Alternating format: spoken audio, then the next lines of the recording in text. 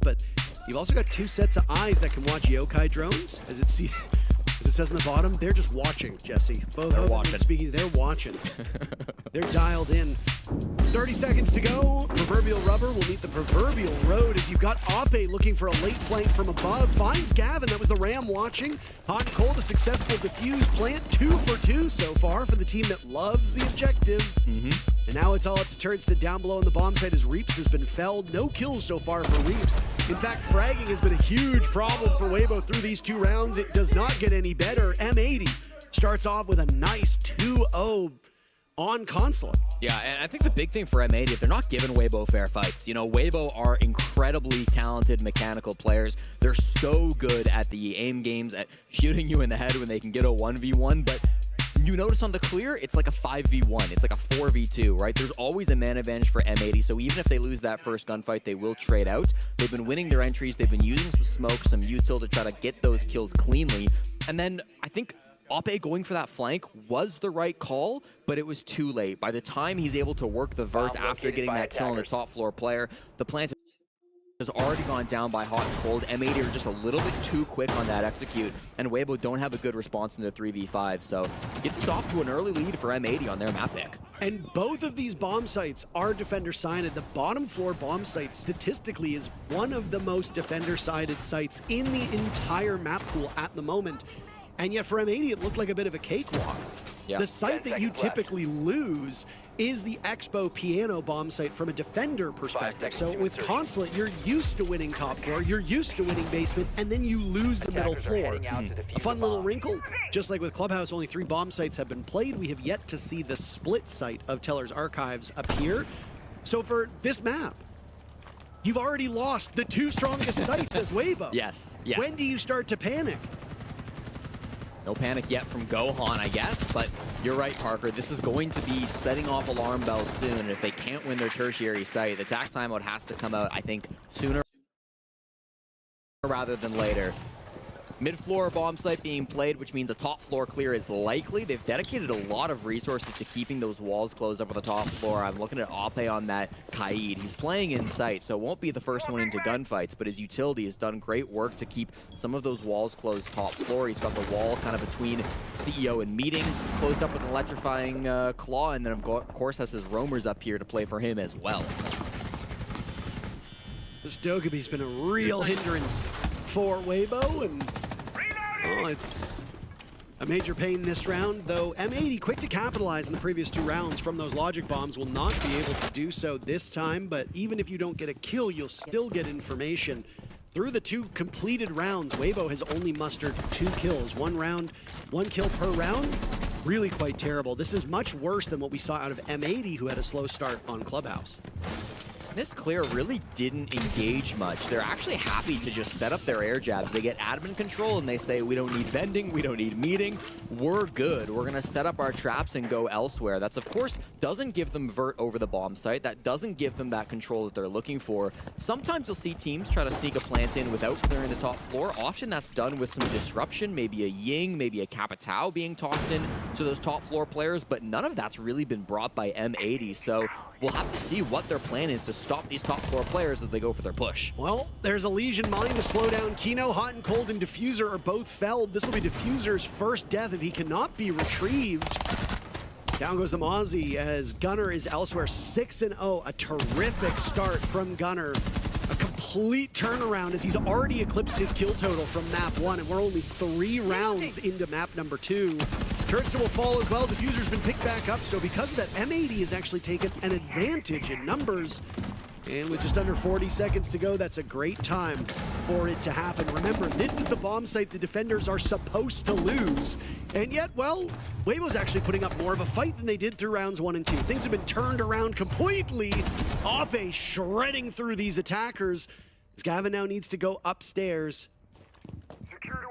This is a rough spot for Gavin to find himself in. Kino attempting the defuse plant, but there's absolutely 0 coverage. Gavin is a mile away.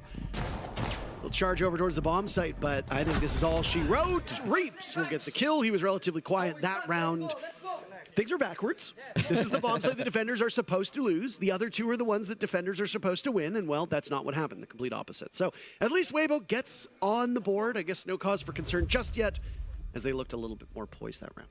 I was getting a couple of flashbacks there. Gavin in a 1vx, Nomad pistol in hand, running through the sights. I thought anything's possible, but lightning doesn't strike twice, and it will be Weibo getting on the board that round. You know, it is typically thought of as the worst bomb site of the three, Parker, but I also think M80's push was a little bit less coordinated, a little bit worse of an idea when they went for it. We noticed how they didn't full clear top floor, and we were a bit confused by that. And then immediately, Speakeasy from the top floor gets a vert kill as they try to jump in through that closet. I think they were hoping the distraction from the admin push would have been enough. If they were quick enough to rotate right there to the closet window, they could have gotten in, snuck the plant down. But unfortunately, the top floor players like Speakeasy were way too quick to recognize what was going on. And I think just as importantly, Ape in the site with that TCSG was hitting some brutal shots that MA stood no chance against. Yeah, that 1-2 punch of Ape was really something. And I mean, that's what TCSGs do, right? You've got the ACOG on it. It hits like a truck. We are a little bit past the days of where you get hit with a single TCSG slug and you would be at 20 HP for the remainder of the round, but that thing is still an absolute powerhouse of a weapon. There are a few DMRs on defense. I know the TCSG is technically a slug shotgun, and the gun aficionados are going to get insanely upset with what I'm going to say, but it is effectively a DMR at this point for most players. Yeah. So if you've got the access to a greater scope or optic housing, and you've got a gun that can do some serious damage, you take it. And as you can see, Reaps and Turdsta understood the mission. Interesting, we don't see them going back to the top floor. They're not exactly repeating their site rotation. You lost both basement and top, and if you're going to play both again anyways, why not mix it up? Give them a bit of a chance to get in the minds of your opponents. Don't make it so obvious what you're going to be going for. Last time this top floor clear was pretty solid by M80. They didn't have to play against many roamers, but they cleared the one out very quickly. Weibo committing to an even more conservative hold with all 5 players down in the basement. Likely to be a good 2 minutes before we get any action into this round. Called the discovery phase while teams sit on their drones and attempt to figure out where these players are situated. It is funny that we talk a lot about M80 and their strengths, but we don't usually highlight their drone work all that much. You think that's just because it's relatively average, or do you think there's just so much more for us to talk about? No, I think it's the latter. I think their drone work is very strong. We've seen it a couple of times. I think even back to round 1, how good their drone work was. Being able to find a lot of those thorn traps, being able to discover certain utility, even if they're not right, like hot droning and finding a rat position. They're finding a lot of that util, which they're then able to problem solve around, which I think has been really nice. And right here, we're seeing that again. Maybe it's not a drone that's spotting out player positions, but you spot the Electro Claw, you spot the Tuberao being played here as well, so you know all that's going to come up on this main breach, and it allows M80 to problem solve and find solutions to get this wall open in ways they otherwise probably wouldn't have. No flank drones and no dedicated flank watch operator. What a shot by Reaps that appeared. Diffuser softened up as he was engaging with some vert play himself. The Buck in a very, very strong spot. Typically where you'd see a ram get used, and that's Diffuser in the ground. Weibo with a great start with a minute still left to go. Second time now across 2 maps where we've seen Weibo go for really anchor-focused basement defenses, and it didn't work on Clubhouse, Parker. I'm not sure if it's working so much on this one either. You have to imagine with Weibo's incredible gun skill, if they want to win these rounds, they have to get into gunfights. But they're patient, right? You've got to wait for M80 to bring the gunfight to them. I don't know how they'll confront this yellow push now, as Kino looks for an opportunity to go in. Waiting for the smokes to go off. There they will. Slightly concealing his position, and now he's frozen out by the Zodo canister. Gunner on the board, keeping up his consistent play as he's at 7 kills now through these 3, almost 4 completed rounds. Gavin's sidearm out, down goes Reaps 2. Turdsta buried, and there are no kills remaining on the 2 players who are still alive on the side of Weibo. One of them bleeding out, the other still active with the gun. Gunner finding Turdsta and Hummon watching from above. Kino getting Diffuser to the halfway point. The Deimos of Gavin keeping him away. Down goes Gavin. Hoven had thought he had something, but that vert play will not be his friend. And now you've got a post plant, a 1v3 with the shield still upright. All you need to do is watch those stairs, watch the main entries back. Gunner with 3 kills on that round, an impressive run of his. Yeah. 8-1 for Gunner through 4 rounds, averaging 2 kills per round. That is terrific, and M80 are up 3-1. Again, the full anchor doesn't pay off. Will we get attack timeout from Gohan is my question, Parker. They're down 3-1, attacking on, or defending on Consulate, I should say. Doesn't? Here it is. So guys, look. Let's win this last 2 rounds on defense. So look, what we're gonna do. Play this Tachanka one, okay? But let's put a lot of pressure in admin, okay? And pay attention on the drone, guys. Last round, we lose on top. They have like only 1 extra drone or maybe 2. And you guys don't notice that, you know? So next time they do that, bro, just hold position, you know? Now we're gonna have 5 players on top, so let's win this shit. Yeah. And after that, we're gonna have tellers again. Just go back piano. Go back piano. Yeah. So yeah, we're gonna do the flip one, okay? The fight. Yeah. Yeah, the flip one. Safe. Let's go. Let's go, guys. We are doing great, huh? Okay, let's go. Just need to fix some details and we win this shit. Let's go. Let's go, guys. Let's go. Our time, huh?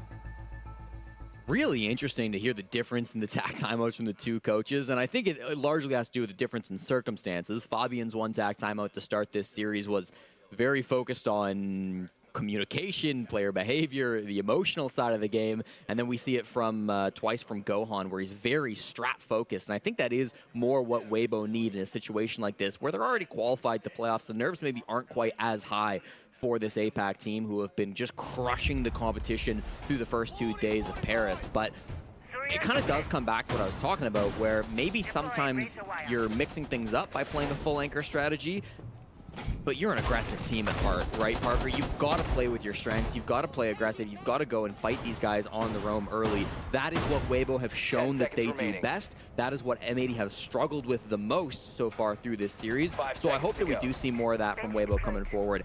Don't be afraid to fight them as they get in the building. Don't be afraid to fight them underneath or above the bomb site. Make it messy. Make it scrappy. Don't let M80 get set up in these executes that they've been really enjoying so far on map 2. Not to take away from your point, but I've already got some people very angry that I called the DMR the TCSG akin to a DMR. So thanks for taking the bait, everybody. Really appreciate you. There we go. Always good to get the interactions. Yeah. That's what we're here for. That and maybe every day I wake up and I say, all right, everybody, let's get some impressions. And then I drink my own cup of Folgers and I go about my day. We have similar lifestyles, you and I. We do live a very, that's true. We're a little quaint Canadian living.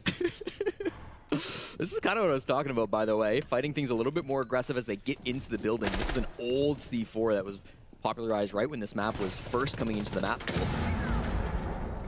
It's beautiful. Ooh, he was that? Shot his own C4. Oh no! That was, and I think he's laughing about it. Hoven shot his own teammate C4. Yeah. So the lineup from Reaps was perfect, and then Kino was probably thinking, and then Hoven shot. And then Kino lived. It happens. But something small like that can have such a profoundly huge impact on a round. Yeah, 100%. And even in the mental department, right? Hopefully you can laugh at it, because those things can make a big difference. Was onto a shield operator, may or may not have died to that, but even still, that extra damage would have been nice. It would have been a lot of damage. It would have been a lot of damage for sure. If it didn't outright kill him, it would have been a lot of damage. It was right in his face. But with this admin clear, Parker, they're actually rotating M80. They aren't going to go for the same style of push that they went for last time. They've rotated the fuse kit up towards the north. They're going to go for a fast play. Looks like around Spiral. It's a weird blend of the lineup that was brought in rounds 2 and 3. My goodness, Diffuser is not exactly having the best day so far, as that's a double up for Weibo in terms of kills. Gavin and Diffuser both gone. A 3v5 for M80 becomes a 3v4 as Turtsta still looking for his first kill is dropped. Kino in on the action, guns down Speakeasy, traded out by Ape immediately, and it's all up to Hot and Cold, who's also shredded by Ape.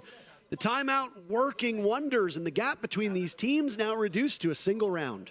Of all the players attending this Six Invitational, Parker, 100 people are competing here at this tournament. I don't think anybody has impressed me as much as Ape has. He is attending his first ever SI. He's the only player in this lobby to be an SI rookie, because he was not a part of any of those former SEA rosters, not Bleed, not Joel, etc., that many of these players have played on in the past. So he's making his SI debut. He was phenomenal through the first 2 days of competition. And even today, I just think he's so smart in his positioning. We saw him with the TCSG earlier. That kill right there onto the back of Kino, I think, put the nail in the coffin to end things out. Also cleaned up the Blackbeard at the end of that round. Ape has consistently been finding high-impact kills late into the round, whether he's playing on the bomb site or whether he's off on a roam. The 22-year-old has looked really, really nice on Weibo, and it makes me ask the question, why wasn't he at any of those SIs before? Because this guy's crazy. It's not his first live event, so I mean, No. he has at least competed on land before, but you're right. I mean, but sometimes, especially in APAC, depending on the way that the APAC sub-regions work, there was always good teams and good players left at home. That's really good, right? Yeah. To your point about him being one of the best players at the event, the numbers also back you up. Here is the current top 5 highest rated players through 2 play days. Number 1 is Souls, shocker. Obviously. Number 2 is Cyber. Obviously. Ape is 3rd. Wow. And then 4th is Hansen and 5th is Herd. That is incredible company to be in. Yeah. Device ready. Really impressive stuff, especially as an APAC player, especially playing next to Reeks, who always gets the flowers on this Weibo squad. But yeah, they've definitely deepened their roster here this season and have been looking better than ever. That what you just saw for a brief second is why you keep your shadows at the highest possible setting when you play. Yeah. Because turning off shadows actually does get rid of the ability for you to see certain players outside of the building. You saw the shadow skim across that barrier outside of the window. That's information. It's the same as when you're playing Clubhouse and you're in Rafters and Garage. When somebody is swinging you from the left side of the door when you're on Rafters, you can see their shadow before them. Keep shadows on, kids. This round, we're going to see Fire fighting with Fire. We've got Gunner on the Capitao, who's going to be playing up against Speakeasy on Tachanka in the CEO position. Speakeasy's in a great spot to deny the plant vertically, protect himself with that fire grenade, but if Gunner can hit a great arrow, he could force the Tachanka out of position, maybe get himself a free kill on the top floor, whilst his team tries to sneak a plant in down on the main floor. I think it's been a while since we saw a Demos shotgun, Jesse. We've been favoring the AK a lot recently, but I saw Houghton playing the shotgun on Ying earlier on Clubhouse. Now it's Kino running that SAS shotgun in the hands of Demos. And I mean, it's going to function a lot of ways similarly to these other ops where you've got your sidearm as your main gun. You saw that Razor Bloom go off, but I mean, he had a shield, so it didn't do too much damage. Kino, the Demos that we were talking about, first one in the grave. Gavin will join him before the body is even cold. Ape continuing his reign of terror over the last couple rounds, now amounting to 7 kills. The rest of the team combined for 9. Ape at 7. That is quite the amount, and I mean, on his roll, you can just play with impunity. And there's Speakeasy too. I was just talking about him playing up above the bomb site, has a great spot. Ape finally goes down, but is it too little too late, Parker? I fear that it is. Oh, you look at the utility that you see on the side of Weibo, and there honestly isn't that much. Jesse, you've got 5 of the Molotovs. They can tickle. They don't do a ton of damage. Hot and Cold might actually be able to get away with the successful defuse plan as Gunner watching the coverage. Hoven attempting to get back to the bomb site. Hot and Cold's been shredded. Gunner on 10 kills, and Reaps will say that's quite enough. That's the first half in the books, and guess what? 3 rounds apiece. Turdsta manages to make it out, getting carried like... He's from New Zealand? Yes. Getting carried like a baby koala. I think that, okay. 05. 05, getting carried his way through that first half, playing pure utility. Go get those impressions, Parker. I'm just rage baiting. I'm farming it today. You know, it's like when I wake up every morning, I just think to myself, gotta get those impressions. And then I have my cup of Folgers. So, you know. I'm going to have to start waking up in the morning and think, God, I wish Gohan was my coach. Because I think he really has done an insane job. Both of his tack timeouts, he's talked about, in the first map, he talked about 1 strategy, 1 round. In this map, he talked about 2 rounds, 2 strategies. Every time he says, guys, we're going to do this, they do it exactly like he calls, and they win the round because of it. I really think that Gohan is an underrated piece of this team. Kind of replaced Meepy as the head coach of this Weibo squad late last year. Meepy still on as an assistant coach, so still likely doing a ton of work behind the scenes, but when it comes to the in-the-moment calling, I think Gohan's been doing a great job with that. M80 still sitting at a 3-3 tie, but Weibo looking like they're starting to pull things back in this game. I mean, there's a reason why they look like one of the best teams at this event. It doesn't matter who they go up against, right? I mean, if you want to be the best, you have to beat the best. And what more of a statement than taking out the defending major champs, especially on their own map? I mean, a devastating loss for M80 if they lose Consulate here. That's Weibo taking the series 2-0 and indisputably topping the group. So it's, again, this is something that, you know, Team Heretics obviously has something to say about this, but for a lot of people, M80 and Weibo were the high water mark for this group, often considered to be the top 2 to go out. Sprabooni's been doing a lot of our stats for us. You know Sprabooni very well. He's done stats for a ton of events. He's really quite terrific at his job. He showed off a graphic to us yesterday of the percentage of coach timeouts translating to an immediate round victory. Okay. This was from a couple years ago. Okay. And you know, it was crazy acing a lot of the coaches who aren't around anymore. Goddess actually was the coach of Sonics at the time, and she had the highest conversion rate, so credit to her. But I would love to see that here, because we do talk about how good conversions are. Go on is 2 for 2. Yeah, I actually had a conversation with Spra a couple days ago, and he said that you will have that later in this event. So look forward to that. We should be able to get that data in our hands very shortly. For now, though, M80 will still have their attack timeout to try to stop the momentum swing. They're not in a bad spot. 3-3 defending on Consulate. I don't want to ring the alarm bells too early. I would still rather be M80 in this game than Weibo, but the momentum has shifted a little bit from what we saw through the first 3 rounds of this game. Good information being gathered by Weibo, and it leads to an entry. Such an easy read. Wow. Not one, but two. 2 players of M80 gone within the first 45 seconds. Gunner, the top frag on this team and in the entire server. Taken out, all 10 of those kills will be in the ground as he was reinforcing, and he gets killed through the opening that had been created earlier on. Now a lot will fall onto the shoulders of the remaining M80 players. I mean, you've got Gavin and Diffuser still alive, so anything is possible. Speakeasy just jumps on in, and it's a flawless round. Holy smokes! A 2K from the Glass as Turdsta breaks the goose egg as well, and M80 take the lead.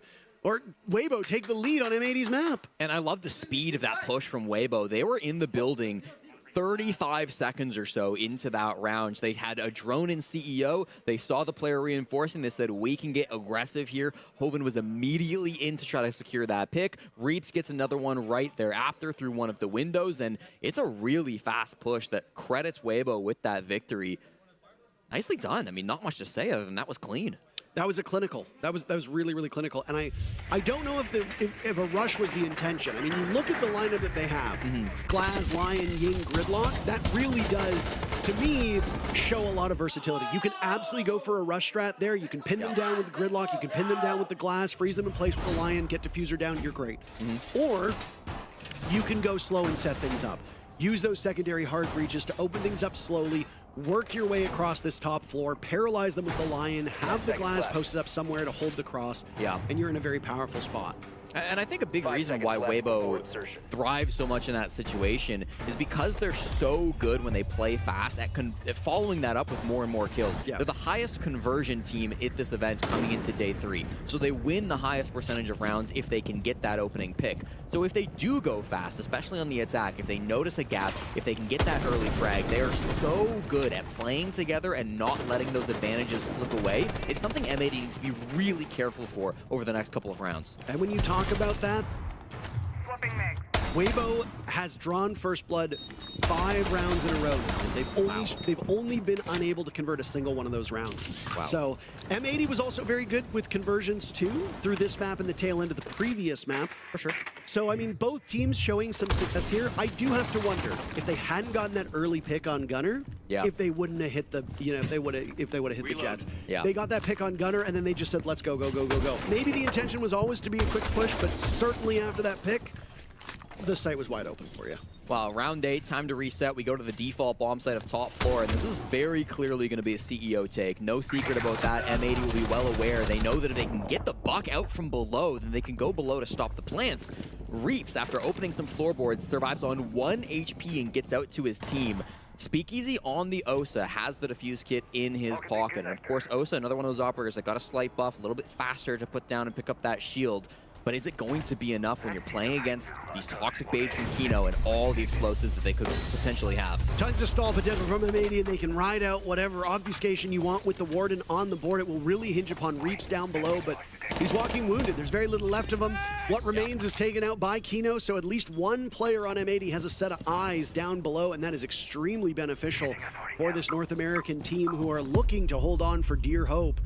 They've kind of lost the plot on their own map, but they've got time to fix it. And given that they picked this map, Jesse, and with this being so defender-sided, M80 should be in a strong spot moving forward. But just because you're there doesn't mean it'll happen. This is awkward, but there's really no backup plan for Weibo. They have to commit to the CEO plans. They've got to bait out those smokes. Speakeasy takes so much damage from that toxic babe as he almost puts the shield on the ground. Now they've probably got to get that defuse to go to somebody else. There's still toxic babe in the pocket of Kino. This push is going to require some real blunders from M80 for it to work from Weibo, or they're going to have to peel off and do something else, and I think that's what we're seeing right now. Hard to overstate how important Reaps was for this push. He needed him below to make those defenders so uncomfortable. It has has not worked out the way that they wanted, and a very linear push is now completely unraveled. Playing keep away is M80 as Weibo wanders towards the bomb site with very limited time remaining, and they are just getting picked off one by one. Reaps will go down, Oppe down, Turtsta and Hoven last two remaining. Toiling over by Des, Kino finding two, Houghton with one, and a flawless round by M80 to equalize. That's a desperately needed round. A loss there for a 5-3 scoreline for Weibo. Could have broken the backs of M80, but they managed to stick the landing. Yeah, really good defense coming out from M80. They read that attack like a book for Weibo. They knew what they had to focus on early with that smoke or that buck being taken out down below. I think Kino on the smoke was the real star player of that round for M80, using those toxic babes, of course, to stall out the Osa plants, make sure they could not get comfortable, but at the same time, fragging out, making sure he walks around and gets those kills. I believe ended with a triple through round number 8. So really nice stuff from Kino. Obviously didn't have the best start to this event. He went -14 through the first 2 maps yesterday. You and I cast that game, Parker. We had a couple of criticisms from Kino, but then was the highest rated player on map 3. When it mattered the most, Kino locked in and was able to come out with the win for M80. So good to see Kino jumping back on the saddle. He's playing really well so far today. Yeah, really good stuff by Kino. Lowest rated player yesterday, but again, his role often necessitates that. We do tend to focus a lot on the support players who do poorly just because numbers are really easy for the audience to understand, right? If somebody goes 0 and 6, you do need to kind of point fingers at them because it doesn't matter ultimately what role you're on. You probably should be able to muster a couple kills when you're put in that situation. Not all kills are equal. Sometimes you're getting those, 0 frags because you're getting killed in comically bad ways. Sometimes you're dying because you're droning and doing nothing involving the fight, and other times you're playing entry and just getting smoked every time you get into the building and ultimately failing on your role. So it's really important that we contextualize it. Is that a G36C Ash? All right. Yes, it is. Okay. All right. We're going old school, Parker. I mean, maybe he's trying to do it to kickstart his own fragging potential. When we talk about lack of kills, Turtsta's 2 kills came in just a single round. Round 7. Yeah. So beyond that, he really has not been effective outside of whatever utility play and calling that he can do to his teammates when he does die. And there's the play from Gunner, shutting down Turd once again. 2 and 7 will be the stat line after 9, so really not where Turd wanted to be. Gonna happen to make this push work. 4v5 now from Weibo. We're back over towards Piano. There's no rush. They really don't want to go basement, which is very interesting from M80. And as this admin clear starts to take shape, Parker, it's really been struggling with this clash. No real movements happening until just then. Oh, Houghton's in a bad position. There was a nade behind him, a nade in front of him. They'll trade kills before Gavin and Gunner both get on the board, leaving Speakeasy and Oppe empty-handed at this point in time. Saw Speakeasy trying his best to deal with the clash of Houghton. Having some difficulties, though. I mean, hey, you've got 2 good gunners still remaining on Weibo and lots of time. Anything is possible, but M80 certainly look far more comfortable on the better side of their own map. Go figure. Well, Weibo have site control right now, Parker, but it's not a mystery to M80. They would rather play above the site than directly inside of it. Even with a Blackbeard, they should be able to stop this plant. The clash will continue to assume the position. This is the real trouble for Oppe. Speakeasy's not really in much position to help at all. He'll test his reflexes here, but even on land, that small peeker's advantage will break in favor of the clash. Down goes Oppe to Kino, and now it's a pick your poison situation. Look to the left, look to the right. Speakeasy finds Kino. He'll have to deal with Gavin, Gunner, and Houghton. Gunner at 13 kills. A really quite so tremendous feat, and I mean, he was the Manchester Major MVP. You know how good Gunner can be. The rest of this team, though, look like they're just going to wait it out. Speakeasy moving as far away from the bomb site as possible. I think Weibo is going to settle it down, take a technical timeout, even though it won't be a real timeout, and the round will go to M80. Yeah, and I think this is an interesting point you brought up, Parker, when you said Weibo had 5 straight opening kills. That has immediately flipped on its head. M80 getting the last 2 opening frags, so turning that stat on its head a little bit. And you think about the way they've been getting these opening picks, too. They're going out and hunting for them. They recognize a buck is below them on CEO. They go and they get it. They recognize somebody's over on the admin windows. Gunner jumps out and he gets that kill. It's really been M80 hunting for these early frags, something that a lot of teams are kind of afraid to do up against Weibo because they are so talented, and in those early gunfights, they can often just fry you. but M80 are playing confident here today. They know they're on the better side of this second map. They know it's their pick. They know a third map is well within their reach. I think this confidence is starting to snowball for them now, as they've been playing really, really well these last couple rounds to get that early entry.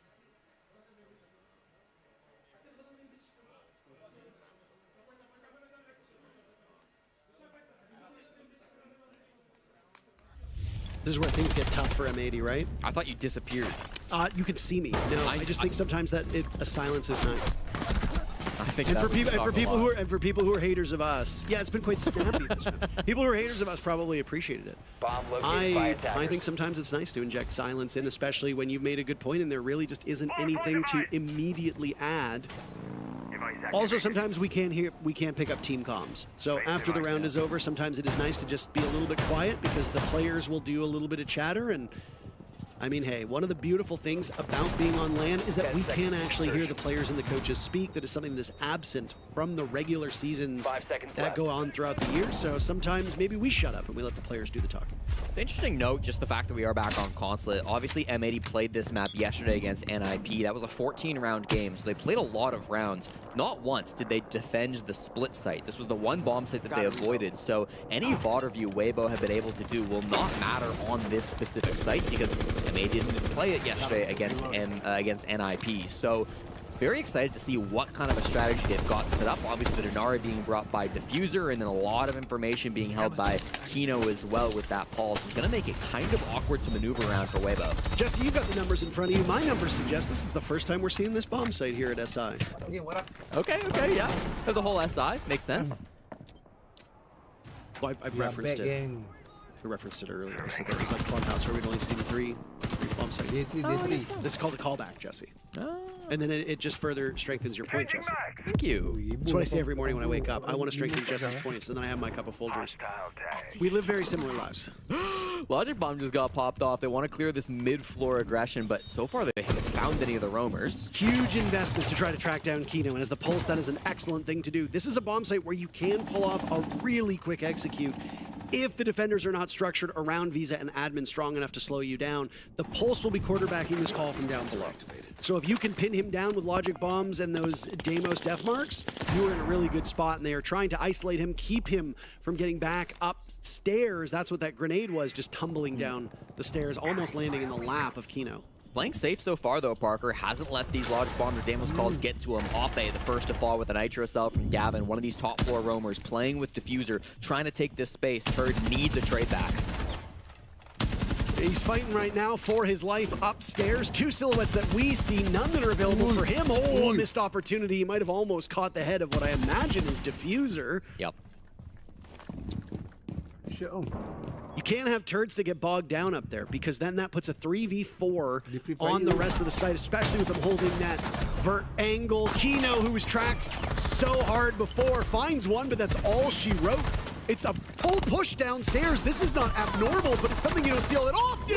Cold fighting for his life, and Gavin will find the last kill to propel M80 forward. Oh my goodness. Map point for M80.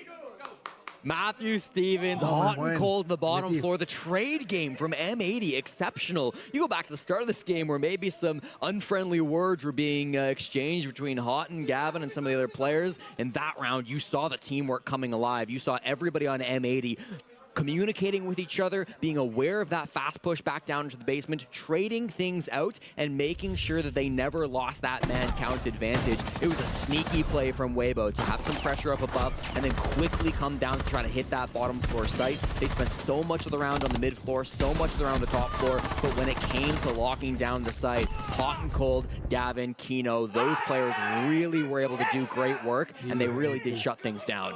The attitude on M80 is totally different than it was about an hour ago. You honestly had like a funeral vibe in that very first map. Yeah, honestly. They were yawning. Gunner yawned. Hot and Cold yawned. They did not look particularly awake, nor very alive. And frankly, they weren't really alive either if you watch Clubhouse. They were dying over and over and over again most rounds. Completely different now, though. A huge injection of energy on the side of M80. And a team like M80 that you know structurally is going to be good, strategically is going to be good, mechanically is often quite good. Yeah. Sometimes confidence is the difference maker here. Weibo have shown up, and through all 3 play days that they have had here, they have stumped their opponents and surprised them. That's a confidence-inspiring situation to be in. So if Weibo can go up against a formidable foe, which they are right now in M80, and M80 can find that same moxie and confidence that they've had at so many events, well, now it's Weibo who have the long faces and are looking like a shadow of themselves. It will be intriguing to see what happens in map number 3. It's looking pretty likely at the current point in time, as M80 are on the good side of their own map and are a single round away from us going all 3. Yeah, this is where Weibo needs to prove that they can really step back and have that impact that they need to be able to find against a team like M80. This is that top team that they've been looking to play against all tournament long. They haven't been able to come up against. 6-4, 2 rounds, the toughest bomb site on Consulate, and an opening death for Speakeasy. That is unlucky. And it could be the first domino to fall. Down goes the Nomad, a strong operator on a flank roll that will be able to enable this push. You still got a couple other strong ops on the side of Weibo, but things are not looking particularly good. The guns on Weibo have really fallen silent over the last couple rounds, the latter half of this map in particular. Jesse, we are 11 rounds in, and all but 1 round has been decided by the opening pick. Get the first blood, you win the round. The only time that did not happen was round number 4. Well, guess what? M80 got the opening pick. They're going to continue to double up. How about tripling up? Only one still standing is Hoven. Abe's been downed. He's down but not out, so he can still be retrieved, but I don't think that's the focus for Hoven at this point in time, and he is being watched by a bulletproof camera. Got a lot of gadgetry in front of him to deal with as he has to work his way through this maze of consulates upstairs. He'll make noise in the process. They know exactly where he is. Top spiral, he can vault out the window, he can rotate to bathroom, but this is not looking good at all. No, Hoven's really got nothing to play for and just gets shot in the back. M80 managed to win the second half of this series, forcing us to a third. The Munich and Manchester major champions have brought this all the way to another decider series. Parker, what a fantastic game we've got in front of us. I'm glad it's gone this far. It couldn't have gone any other way. No, and I mean, both of the maps, 7-4 score lines. You pick the map, you win 7 rounds, your opponent is held to 4, that's it. M80 did look good through a couple of these rounds, but both teams showing some deficiencies. Now we eye Nighthaven Labs as the tiebreaker. Both of these teams, in terms of the hierarchy of this group, said to be near the top. Which one comes out ahead? Labs will determine the victor. Enemy devices are off the board.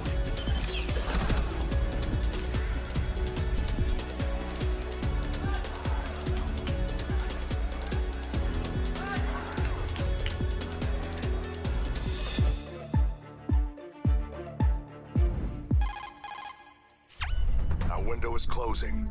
We only get one shot at this.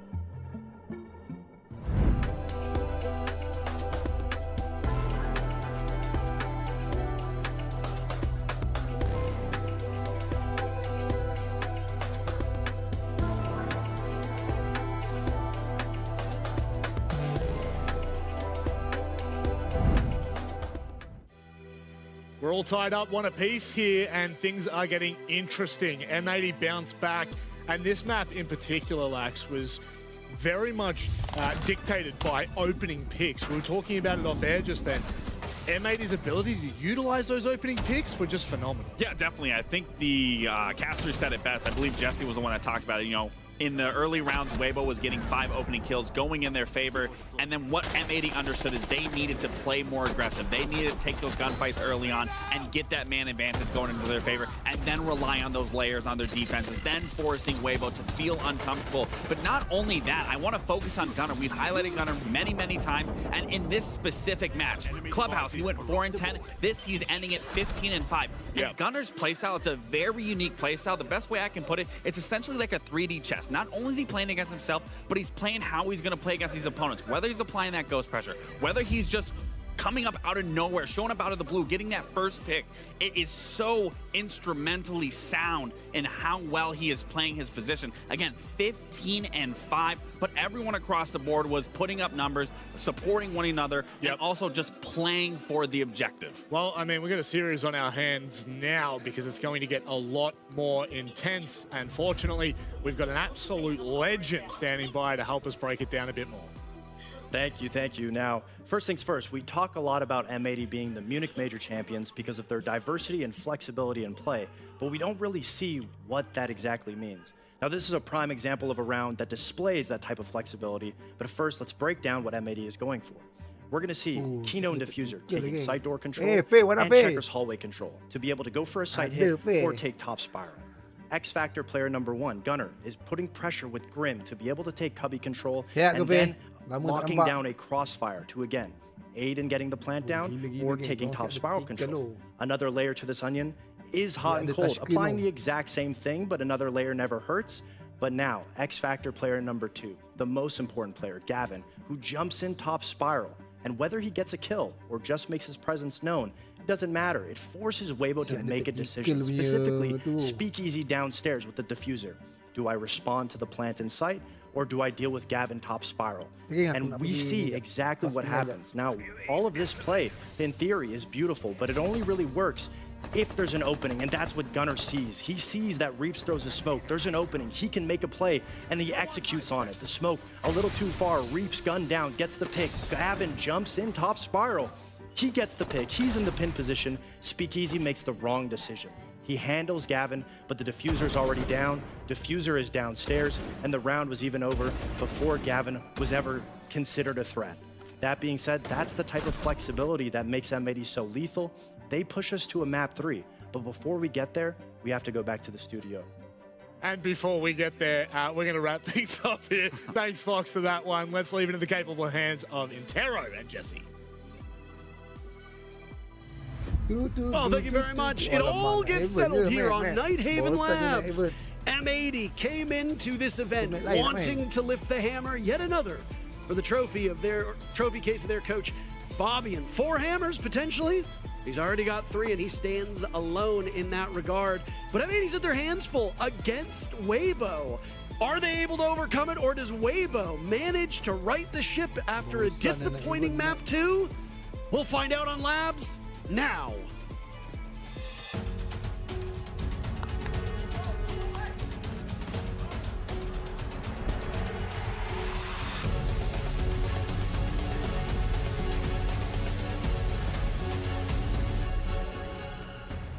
The champions of the group of bluettes, which is the flower that represents Group A, will likely be determined on Nighthaven Labs, a secure military facility located just off the coast of Singapore, which is indeed the hometown of Weibo's captain, Speakeasy. Is it a sign?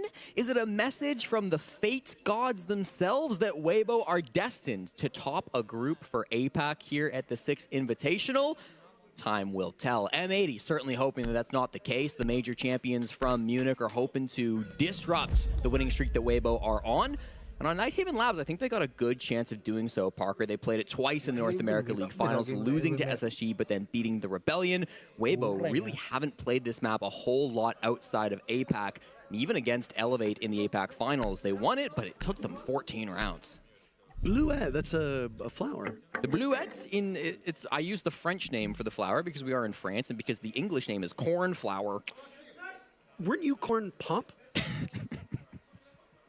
Don't know how that's Did relevant. they name the flower after you? Yes. I think it's entirely relevant. Okay.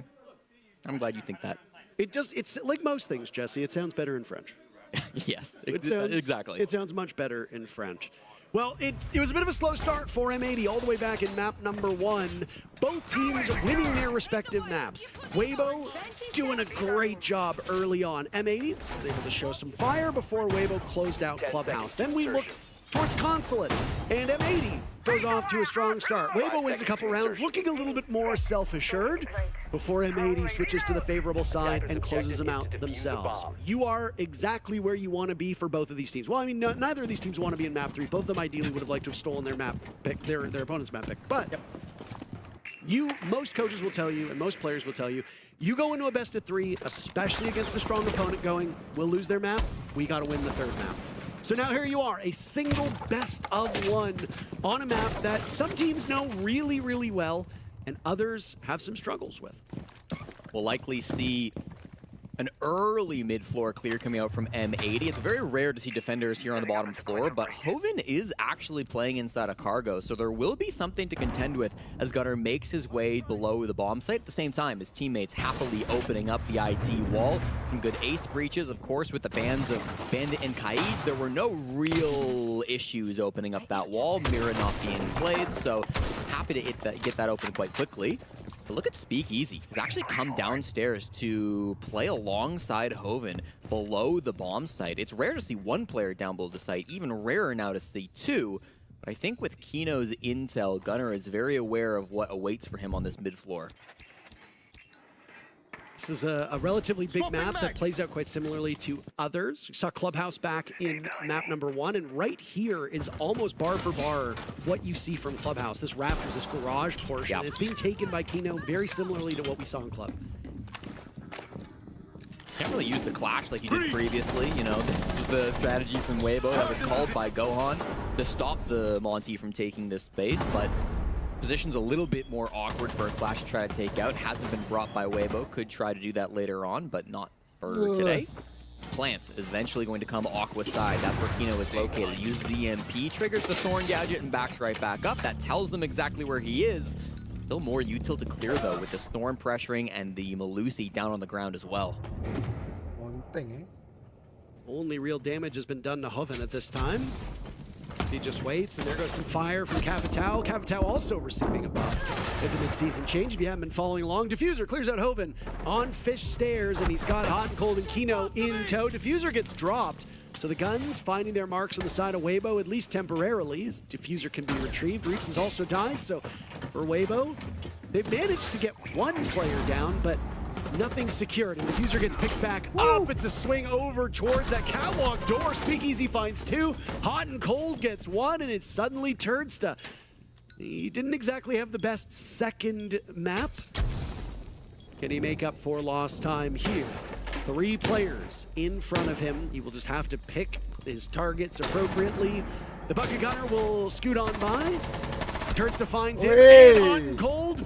He needs to play keep away for the remaining couple seconds, and Gavin will not be able to grab the Diffuser in time. What a post up from Turdsta to hold the round together and give Weibo the lead. Unbelievable round from the support duo on Weibo. We saw it, of course, Turdsta late there at the end, clutching the 1vx, but then also his captain, Speakeasy, early in that round, gets a couple of crazy shots to keep the numbers close, to stop that aggression from M80 coming in on the Aqua Hall. They did a great job of coordinating, despite the fact that M80 had a lot of advantages. They had the IT wall open, they were winning fights towards rafters, their bottom floor was being cleared with great utility, with great information. It felt like M80 were doing everything right.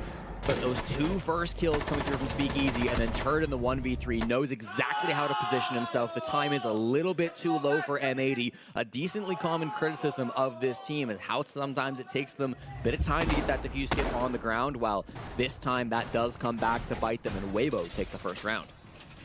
That's a good start, and this is, I imagine, will be a dogfight moving forward. These teams should be pretty evenly matched on paper from what we've seen of them so far through the first 3 days of group stages. Well, M80 had a bit of a struggle against Ninjas in Pajamas in their maiden voyage yesterday. They had the first day of groups off and then struggled a little bit against NIP. Jesse, you were spot on when you said that Ninjas in Pajamas would very likely be the team that would trip up this M80 squad. It came pretty close. Weibo, for their credit, they crushed NIP in the very first day. Round number 1, Weibo and NIP rounded out the play day, and it was a 7-1-8-6 across the 2 maps for Weibo. And then Weibo did a significantly better job against BNK Fear X with a 7-2-7-0 scoreline. Conventional wisdom suggests that Fear X is the team that has the most to improve in this group.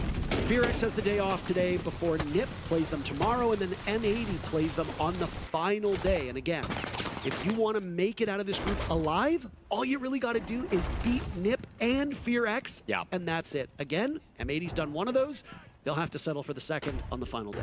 M80 with this map win, if they can secure it, will secure playoffs and cannot get eliminated mathematically. Weibo already in that position, and this top 4 roam clear I think has gone pretty well for them so far. It's taken about a minute, but M80 have the full top floor. Mid floor is still something they're working on, but they've got Ram, they've got Buck, they've got Shields, they've got a lot of pressure that they can apply onto these roamers to force them back into the basement. Diffuser strikes first. He finds the Azami of Hoven from outside the building, takes him out inside the hallway, and that's going to give them that advantage and put a little bit more pressure on the Weibo players. Now do you feel you have to stick around, maybe go lurk inside a cafeteria, maybe go for a flank back up into that top floor in order to equalize this man count, or are you just going to play into their hands and retreat back to the site? Sitting and waiting now as Hoven has died yet again. It's not ideal for a team that really cannot afford to be giving up First Bloods as often as they do. First Bloods were quite mixed all the way back on Clubhouse, but oh my, typically did have quite an impact. We'll get into that in just a second because both of these teams seem eager to come to blows with still plenty of time on the clock, just a little bit over a minute left. This is what I was saying, right? You kind of need to get aggressive, equalize the man count if you're Weibo. You don't have the most amount of site utility. You're burning your last Toxic Babe at the top of Cargo Stairs. Getting aggressive is Speakeasy, gets a kill, and still is not going to be easy to clear out. The shotgun finds a second, flashed out before he finds a third. It's a 2v2 now, Jesse. Again, trading blows. We expected them to go round by round, not kill by kill, and yet here we are. Oh my, a flash and a missed opportunity now. Turdsta's last alive as Ape goes down. Speakeasy with 4 of the 7 kills, and he is in the grave. Turdsta clutched out that first round by getting 2 kills and then playing keep away. He won't have the same luck here. Hold on! He takes down Houghton, and now Gunner is exposed in this position. He's just out of reach, and he finds him! My goodness, Turdsta! 2 rounds in a row for Weibo, and he has ample time to get to the defuse kit. No where problem. was this last map? Parker, it's the exact same story over and over again where M80, they've got a good game plan. They know how to attack these sites. They get the man advantage, but then again, back-to-back round-winning clutches from Turd. And it's his positioning, I think, that shines through as the key example of how he's able to get these wins. He really does seem to find that success when he can get himself into those last dying seconds. M80 are forced into a plant because they don't have time to do anything else. He was able to retake that top floor in the midst of that, and I think Turd really did just put the team on his back for the second round in a row. Excellent job being aware of where that plant went down. You've got to credit Speakeasy again, though, too, I think, Parker. I'm saying the same things I said after round 1, but it's his aggression in the mid-round, his willingness to go forward and find some picks that gets the numbers low enough for Turd to be able to clutch. Turdsta exited map number 2 with 4 kills. He is currently at that tally already. We are 2 rounds into map number 3. So just as we saw from Gunner, as he did in map 2 compared to map number 1, now Turdsta's doing the same in map 3 as to what he did in map 2. Again, you can have a bad map. You cannot really have a bad day. If you have a bad day and there's no bounce back, especially at this level, your team is going to suffer greatly for it. We've seen Turdsta frag out really well across all of the events that he has played at. It is nice to see him having a good start to this third and pivotal map. Again, this might be for who finishes atop the group. Team Heretics obviously wants to throw a spanner in the works. They have looked quite good. They did clinch a spot in Phase 2 earlier today, as Weibo did yesterday. We've already had some pretty quick results. Two teams have clinched their spot in Phase 2 in Group A. Elevate, eliminated from the 6 Invitational already, even though they still have matches to play just because of how that way that group has gone out. So we didn't really expect to have results today, maybe tomorrow at the earliest, but hey, take them when you get them. Yeah, I mean, the way it goes, competition, right? Tough start from Elevates and not mathematically able to bounce back at this point. Weibo looking to lock in upper brackets if they manage to get a win on this map here today against M80. Of course, fourth in every group will have to start in the lowers, and that's never a disadvantage that you're happy to play with. Only having one life in playoffs is often not enough if you want to lift the hammer. Top floor clear from the Monty, coming through from M80. Kino, the one rocking the shield this time around, but he's got teammates on all sides to try to find these frags. It's Kitchen, by the way, as the bomb site, which is the least commonly played site on Nighthaven Labs.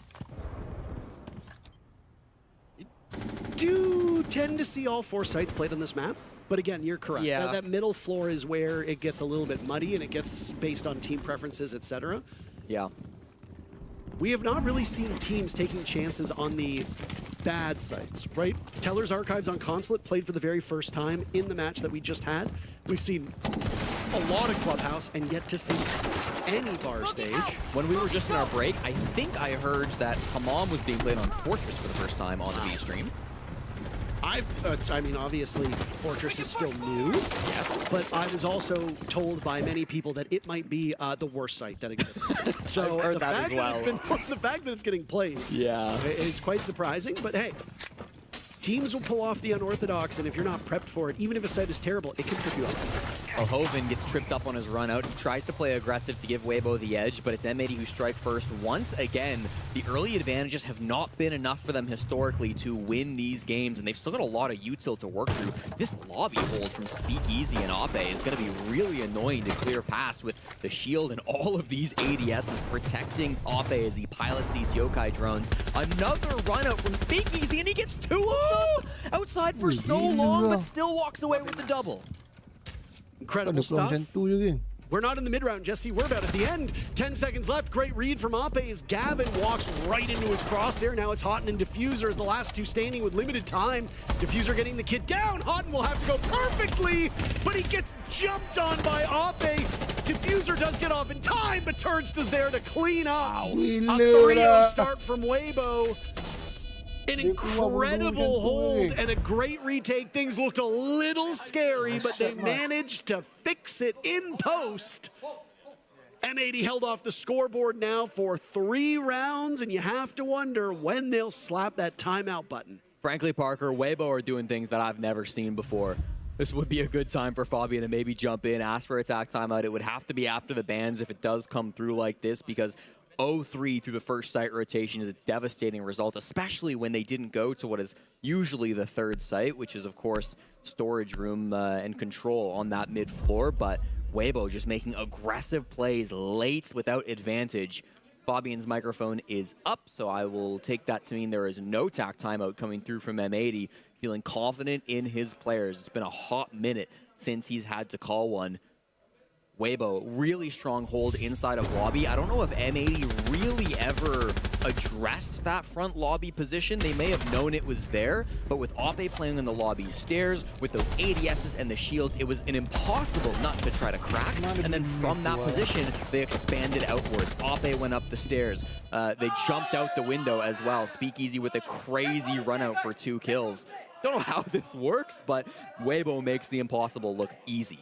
Like most maps in the map pool, this is defender-sided. No real shock to anybody here. They touched on it a little bit in map number 2. First Blood has had a significant impact on this series. Some games, it doesn't really matter that much. Yesterday, when we were casting the FaZe Black Dragons matchup, didn't really matter at all. It was whatever. Yeah. But here, map number 1 on Clubhouse, 11 rounds played, 9 of those rounds won by the team that drew blood first. On Consulate, 11 rounds played, 10 of those rounds won by the team that drew blood first. Yet on Nighthaven Labs, 0 rounds.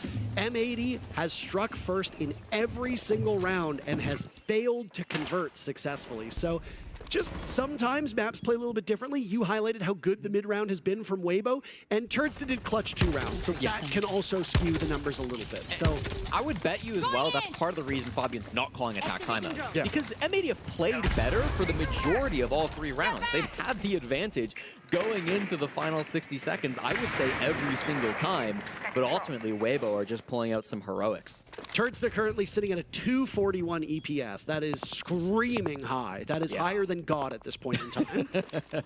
So, I mean, eventually that number will come down, but through 3 completed rounds and now into live action in number 4, that is quite an impressive tally. Speakeasy sitting at 176, too. Those are great numbers. Well, Kino's Monty has been banned by Weibo, so he jumps onto Ying instead. He's got the shotgun, he's got all utilities still in pocket, and he's posted himself just up outside of Rafters, hoping to cause some chaos to clear. I believe it's Reaps that could be playing inside that position. Oftentimes, that garage spot can be very, very strong. At the same time, Diffuser does work down below. This is where we saw the Buck previously playing. As Reaps backs off, starts to reinforce that wall, plug it back up with Kibas. I think Weibo are saying we've wasted enough time.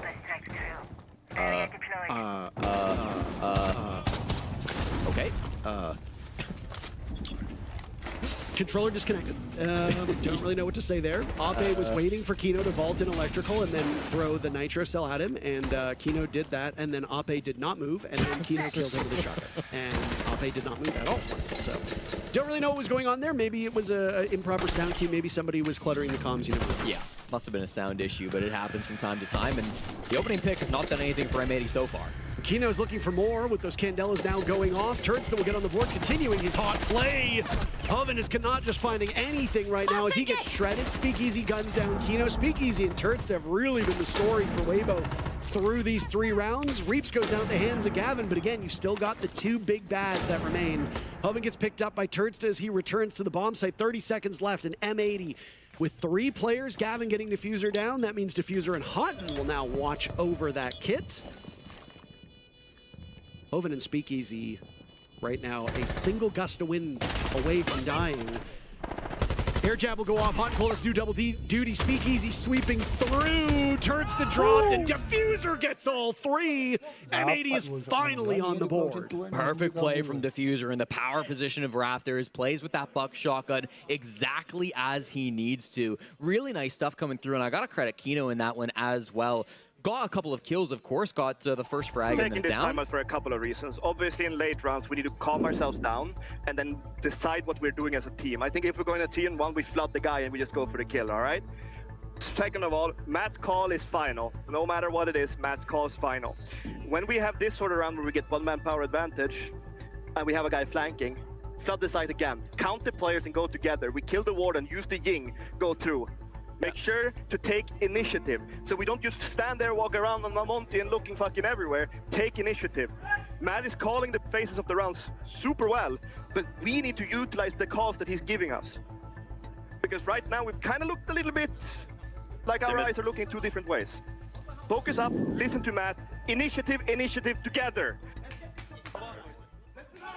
I was caught off guard a little bit by that tack timeout, Parker. You don't see it called after a round win so often, but you heard the reasons from Fabian himself. He wants the team calming down in that late round. The team needs to listen to Hot and Cold. They need to listen to their captain. And I mean, he's right. The late round problems have been great, even if maybe in that round they were quite solid, and I do think they were. The first 3 rounds, the late round was getting away from them. I think going back to round 4 quickly, Kino's positioning on the Ying was critical, not only just getting the kill on the warding, getting the second down, but he drew a lot of eyes over towards the east side of the map, over towards Connector and Electrical. So if they can continue to have executes that look like round 4 and not like the first 3 rounds, then M80 are still in a good spot. 10 seconds left. I do like that we started off with Fabian's first time out, basically admonishing Hot and Cold for not leading properly, and ends what will likely be the last time we hear Fabian, at least in this best of 3, saying, listen to your leader. Matt's call is final. It just goes to show you that you can be temporarily mad at somebody and rebuke them or admonish them, whatever you want, but at the end of the day, you still keep to that structure. You still understand how the team functions. Yeah. So that's the maturity again, right, with this roster. Yeah. They've been through so much together as a unit. They respect each other at such a high level that you've got that level of trust in your players and in your coach. Yeah. Also, very critical round. Weibo can put themselves into a 4-1 scoreline, which would objectively win the first half, which is something that you don't really want. But I mean, for Weibo, that is the win condition. This is a defender-sided map. If you don't go 4-2, you're in a bit of trouble. Uh-oh. Hoven's in trouble, Parker. He's just been caught on a drone. Heba gets him out, hopefully for now, but if he tries to go back down the cargo stairs, they could still have a cutoff. That's the window being opened by Gunner as we speak. Lucky to be alive if you're Hoven, yet to find a kill through this third map, despite being one of the best players on Weibo over the last 3 days.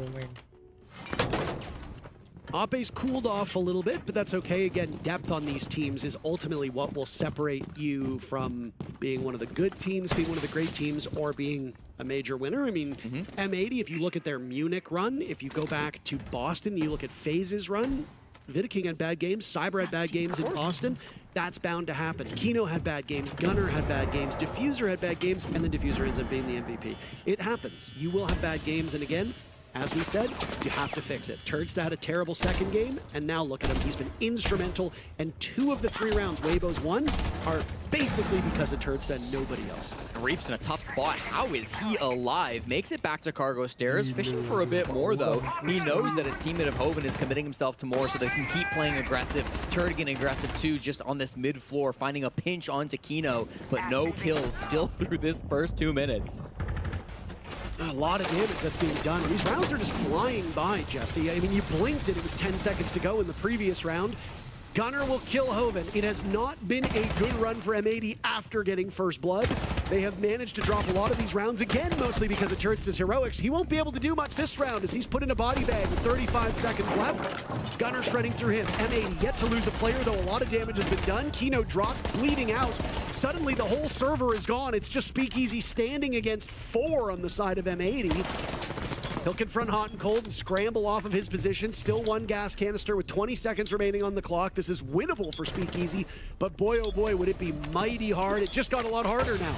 As the diffuser gets planted, and Speakeasy storms his way over and gets caught out by Gavin. Another round won by M80, looking way more poised than we saw.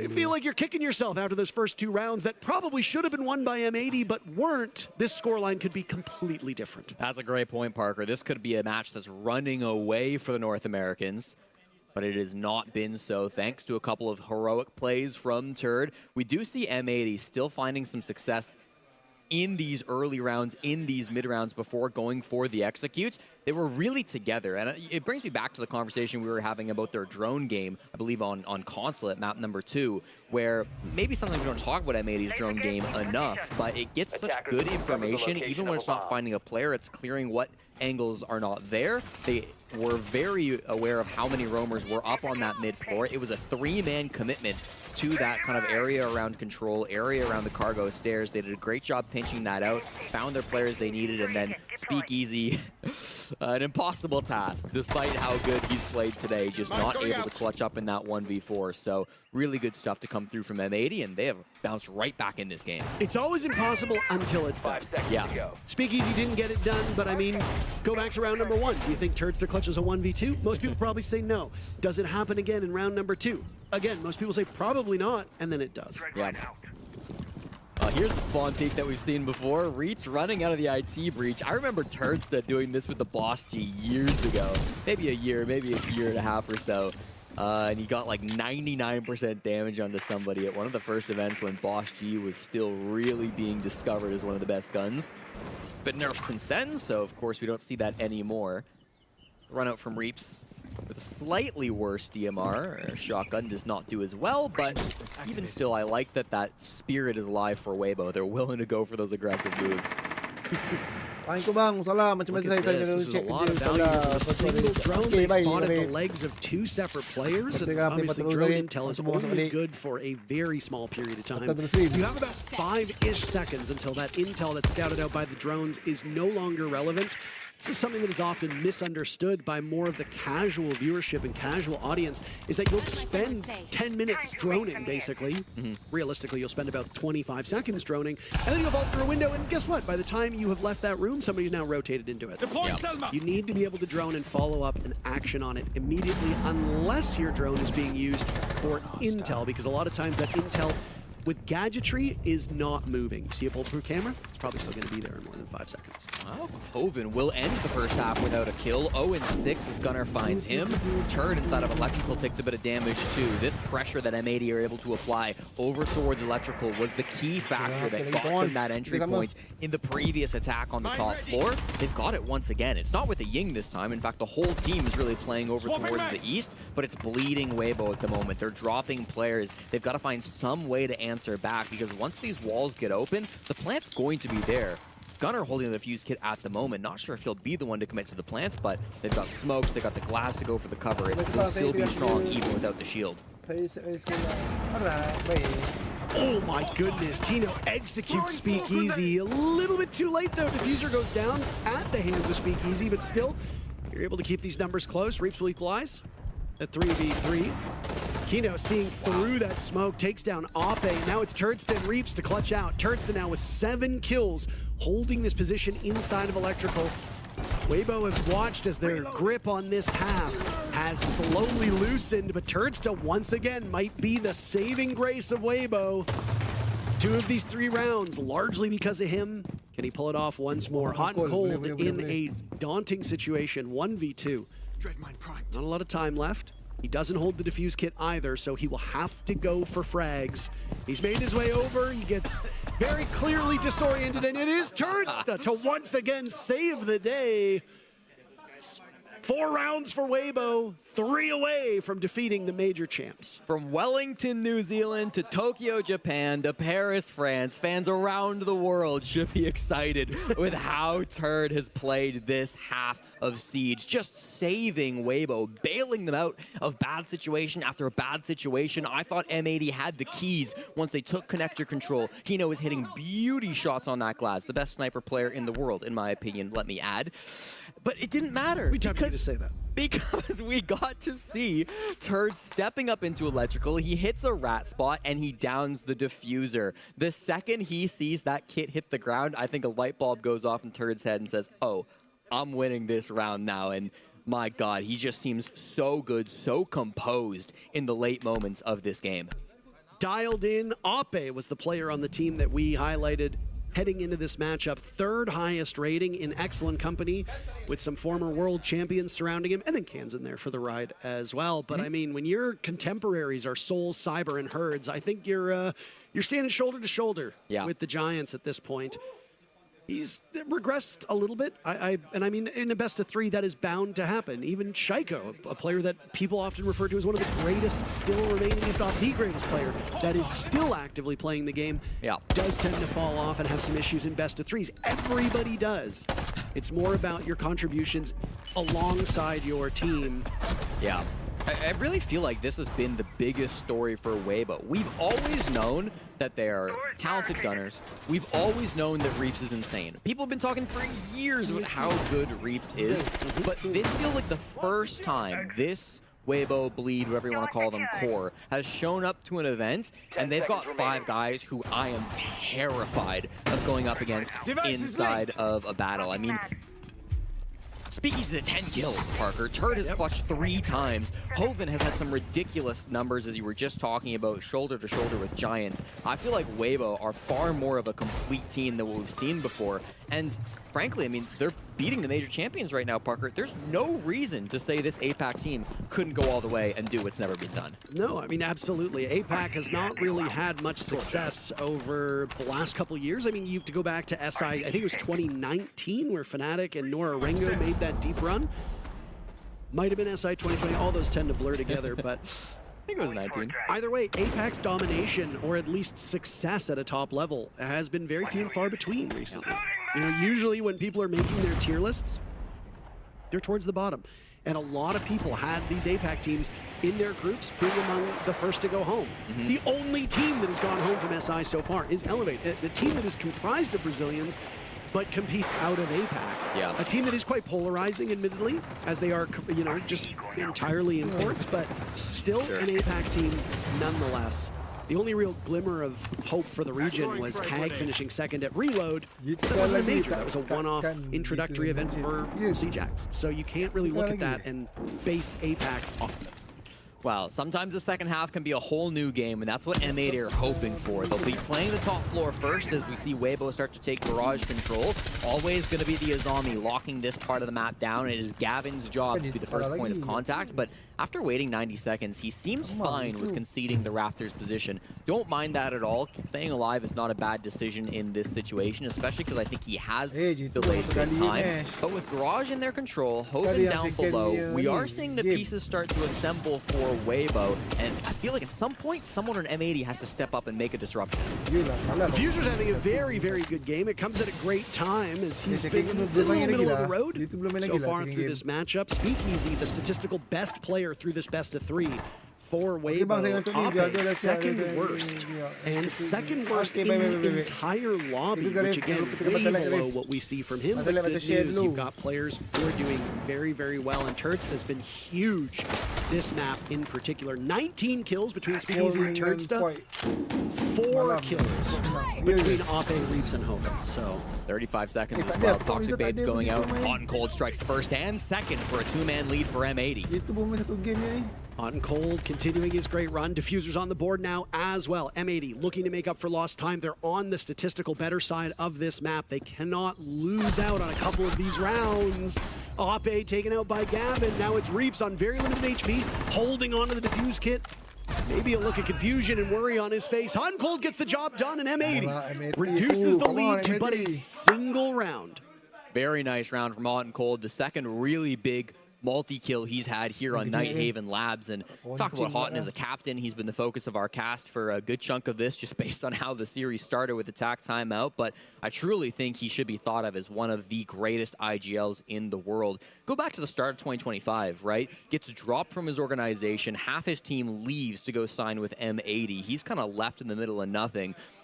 Assembles a pickup team, an orgless pickup team called Unwanted, leads them to 4th best in the world at last year's SI. Does an impossible task as an IGL. Through that run, he proves himself along with Gavin that they're good enough to get picked up by M80. This org kind of reassembles the super team that won Manchester, and they go ahead, they win another major, the Munich major becomes theirs. They go through highs and lows through the season, of course, but I feel like without the leadership of Hot and Cold inside the server, a lot of this just would not be possible. Good to see Matt stepping up for some kills late in the round as well. Has a big impact in round number 7 and keeps M80 very close in this 3rd map. Yeah, I mean, all it takes is these 2 rounds, right? And again, the scoreboard could look completely different if you don't have Turdsta pulling 2 rounds out of his behind to start off this map, right? Improbable clutches back-to-back. Might have mentally set this M80 team off, but it did put them in a deficit on the score sheet. It could very easily be 5-2 right now for M80. So I think ultimately the better looking team has been M80. Yeah. But just because you are the better looking team does not mean you're actually going to win the game. Sometimes you as a team and a unit can be far more cohesive, but if there's just 1 or 2 players who have just legendary games, sometimes the luck. And Kino strikes first in round 8, finds the head of Hoven as he's trying to work with his teammates to open this wall. Again, really rough match for Hoven as he's been trying to get on the board but has yet to find any success at all. It's the DMRs and shotguns that have really been the focus of this round for M80. Gonna bringing out Boss G as well, which we were just talking about. I really think Turd was a pioneer of that gun coming into the meta, but it is spread to be popular by all teams at this point in Siege's life. So we're happy to see it across multiple different defensive lineups. The wall eventually gets open. It honestly takes a bit of time for Ape. It's a bit messy. They lose a body in the midst of that. Thankfully, the second soft breacher were able to break it open, so this is objective achieved, even if it takes more time than they would have liked. Explosions go off as you see Gavin now holding up on the rafters, plugging the way in. Hoven is just having a really rough game, and again, it's not even fragging, Jesse. It's utility, it's commitment to the team. If it wasn't for Speakeasy and Turdsta just beating everybody silly, this one would be a cakewalk for M80. And this is when we talk about consistency and being able to battle back. You cannot rely on 2 guys going supernova as they did on Clubhouse. Turdsta walks in and decapitates Hot and Cold. 10 kills for Speakeasy, 10 kills for Turdsta. Ape with Diffuser in hand now at the halfway mark. Down goes Gunner and Diffuser, and it looks like Weibo will make up for lost time after that disappointing first round of the second half. Kino will now need to save the round, and he takes down Ape from above. 35 seconds as the timer will now run away, and against him, Turdsta still up, Reap's still up. No utility remaining other than a single frag grenade. Oh boy, Kino knows how hard this is to long arm. He'll find a position to do so, but he's very exposed from the window. Reap's trying to draw him out. Kino takes the bait. Nitro Cell will go. Reap's using the grenade to flush him off in the position. Very limited time to go. Kino will now hop on. Only a couple seconds. Upside down repel from Reap's. Kino doing some damage past the point of no return. A valiant effort for M80, but Weibo seals the deal and now move 2 rounds away from a victory. And what an incredible round once again. Weibo just doing what they have to against the major champions to get round after round. And Parker, you said something I would say very foolish in the midst of that round. You said you can't just rely on 2 players going supernova. Well, Weibo said, watch me. 22 kills between Speakeasy and Turdsta. I don't want to take anything away from Reaps, who I thought also played fantastic in that round, of course, winning that 1v1. We don't talk about Reaps' brain, I think, enough as broadcasters. He is known for having ridiculous aim. He is known for having a ridiculous sensitivity with which he gets all of these kills. But his play was so smart in the midst of that, using the nade to delay a little bit of time in the post plant, going upside down on the rappel so that it's such a difficult angle for Kino to get in that 1vx. Good try from Kino to get Turd at the end there, but ultimately it's just too difficult of a position. Weibo sneaked that plant just under the noses of M80, and they are now 2 rounds away from locking in upper bracket at the 6th Invitational. 5 seconds to go. Camera feed up and running. I don't think many people had this on their bingo card, especially with Nip and M80 in this group. Yeah. Weibo's always a team, though, that is on the outside looking in. I think, honestly, what skews this is, A, it's the lack of success at an international event, and B, the last time they were at SI, they got blown up. Yeah. Right? Obviously, they had the flu. If you remember, you go back to that Joel team in Boston.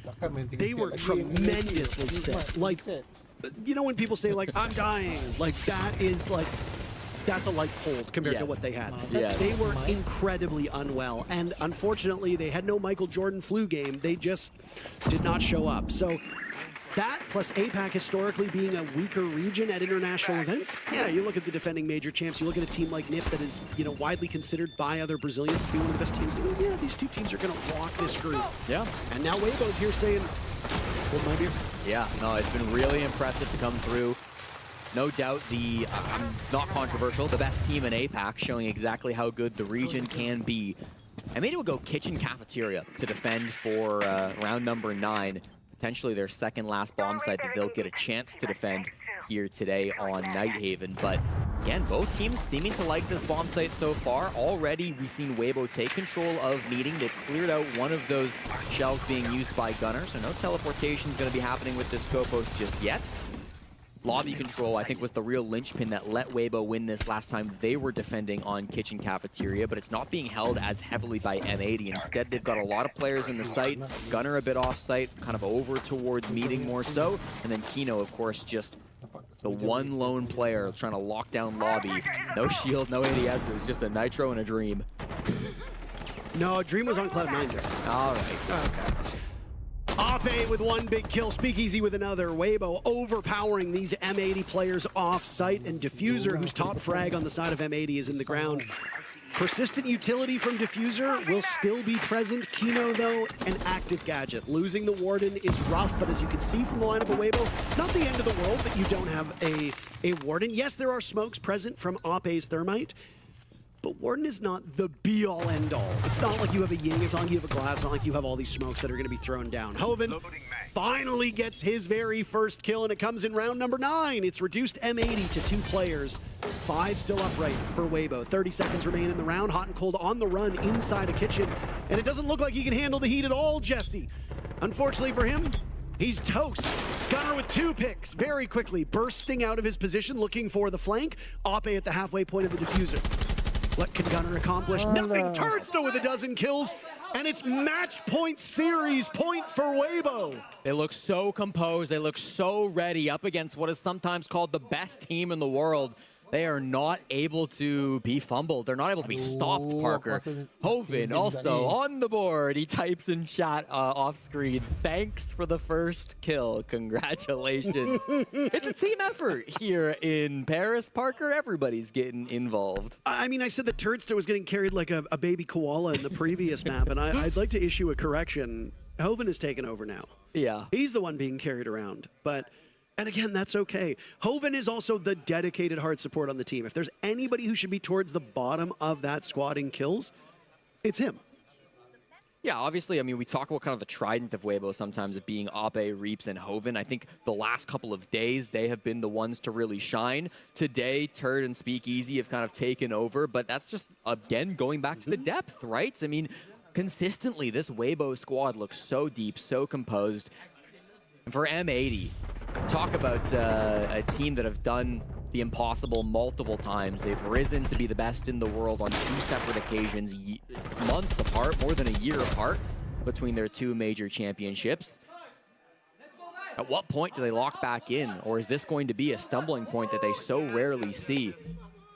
This isn't a team where things come easy. This isn't a team where you get easy 2-0 wins. Of the last 10 best of 3s M80 have played across the NA Finals, this tournament, and of course, the Munich Major. They didn't get a single 2-0 win, but they did get 9 2-1 wins. To not find one here up against Weibo would be a dramatic departure from what they're used to. Maybe a wake-up call that they need. Yeah. Again, Speakeasy and Turds are now with 24 kills apiece. It's gotten a bit more equitable down below, 10 kills between the 3 remaining players. But yeah, I mean, I don't want to say I misspoke, but with the way that Hoven has been playing recently, in this particular instance, they've been using Turds in far more aggressive spots than usual, and I don't know if that's maybe a stylistic change just for this map or set of maps, or if they've been using Hoven as more support because he's having a bad day. Yeah. We have seen teams change it up famously in that in the Charlotte Major final, DZ versus Astralis. Iconic came into that match as the highest rated player at the entire event. And he laid an egg in the grand final, so much so that by the, I think it was the 3rd map, they literally moved him on to hard support because he couldn't hit water if he fell out of a boat. So sometimes teams do make changes in the midst of it just to try and kickstart something. I mean, it's working for Weibo right now. Turdster has been exceptional since that 2nd map concluded. Now, rough start for Weibo as they've lost Ape. M80 desperately need to win this round. They lose, that's the ballgame. What a shot from Turd onto the player behind the clash. Managed to find the head of Diffuser. Potentially the last time that we'll see the former Rookie of the Year play inside this server for M80. They now have to clutch up 4v4. It was a good early pick onto Gunner. It was an aggressive move. He's not afraid of anything in situations like this. The 2-time major MVP knows how to lock in when things get tough. But here comes the blitz. They're inside of Electrical. They need to make their move now. Stalled temporarily by the Toxic Babes. Gives Hot and Cold a chance to move over with the Clash. He just needs to waste time, right? And with the shield being there, he can knock that shield off. It gives an opportunity for Speakeasy to take some serious damage here. And Speakeasy's been having a rough go of it with that Marigold gas. Now out of his position, outside of Electrical. Hot and Cold has flushed them out. But they didn't expect Reaps to sweep on through. Turdsta handled by Gavin, and now here comes the blitz. A nice follow-up, but Hot and Cold walking away, and Speakeasy gets baited in. Excellent play by M80 to draw out these Weibo aggressors. Reaps attempting a jiggle peek on the Gunner. He fails, and now Hoven giggling as he gets as far away from them as possible, and it looks like he is... asking, a digital panhandler begging for a kill. I don't think he's going to get it. 15 seconds, no defuse kit. 4 players still up on M80. And Weibo are just going to sit and wait this one out. He knew the Gunner was up there. Just happened to pick the wrong part of the rafter position. M80 putting together a comeback now. So a couple of things in that round, Parker. Number one, as I kind of said briefly in that round, I like the confidence from M80. They're still going for swings. They're still going for runouts. They're still having these high risk but high reward moments where they're getting rewarded for going for some of those big jump outs, some of those big swings. Gunner, the most obvious one, but even Gavin, I think, in the midst of that round, having some big swings onto the connector players. On the other side of things, Weibo, I liked the brunt of their pushing through electrical, but Hoven was a bit disconnected. It's hard to get kills when you're not really a part of the action, and it felt like in that round, he was all the way, he was on the bottom floor, he was more towards kind of the garage side of the map, and I think he was trying to go for a play with the Capitao where he can burn somebody from down below or throw some smokes from down below that would have assisted in that push, but it just didn't feel like he was able to find the impact he was looking for. Ended up being the last alive, not really impactful throughout that execute. So something that I'm sure Hoven will be looking to get more involved in these next couple of rounds. And M80 have just chosen to go to Kitchen Cafeteria for round 11. Parker, this did not go well for them previously. It's been played twice today. It was successfully won by Weibo both times, and it's thought of as the worst bomb site on this map. So this is a huge risk from M80, believing in their ability to go back to this site, not wanting to go into the basement at all costs. Bit confused by some bomb sites being chosen by certain teams. Again, operator bans do play a big role in why certain teams go to certain sites. It could be the case. I'm just not. I'm flat out. I'll be honest. I'm just not smart enough to know. I'm not smart enough. I don't play this game. It would be a good interview question after the fact, but of course, M80 would have to come back and get the win for that to be the case. Jesse, you decided to leave the desk. You don't get to dictate what the desk does when you are done casting. Okay. Well. Kitchen and Cafeteria had 2 plays prior to this matchup.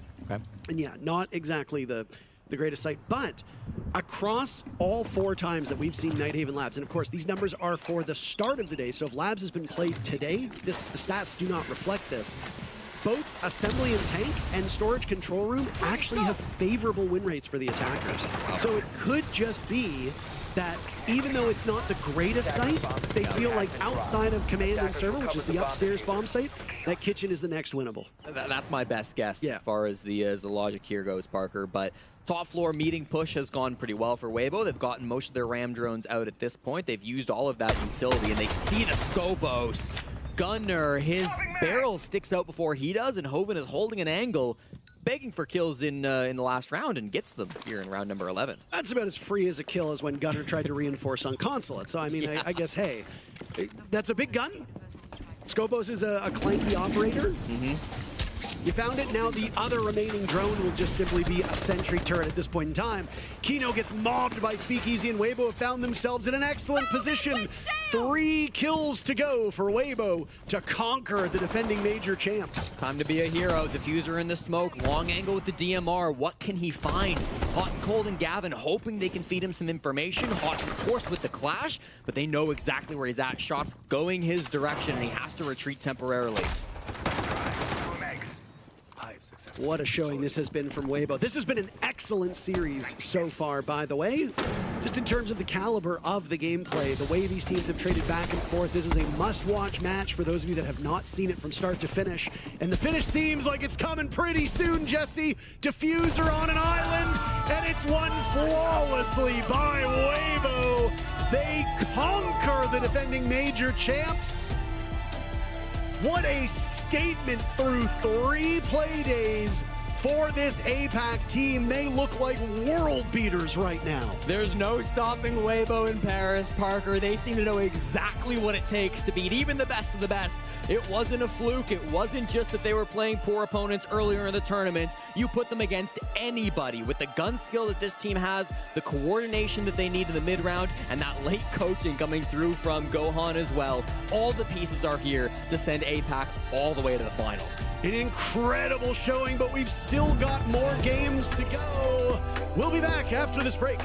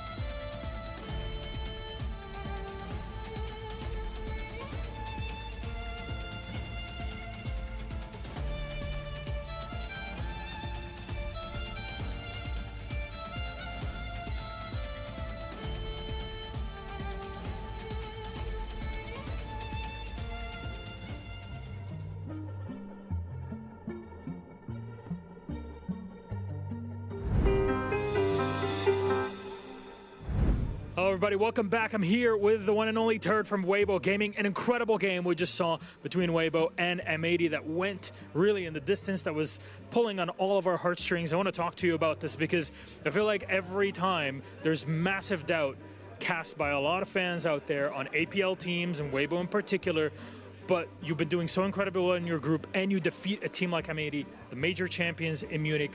How are you feeling overall? I'm feeling really good and like proud of myself, my teammates, our coach.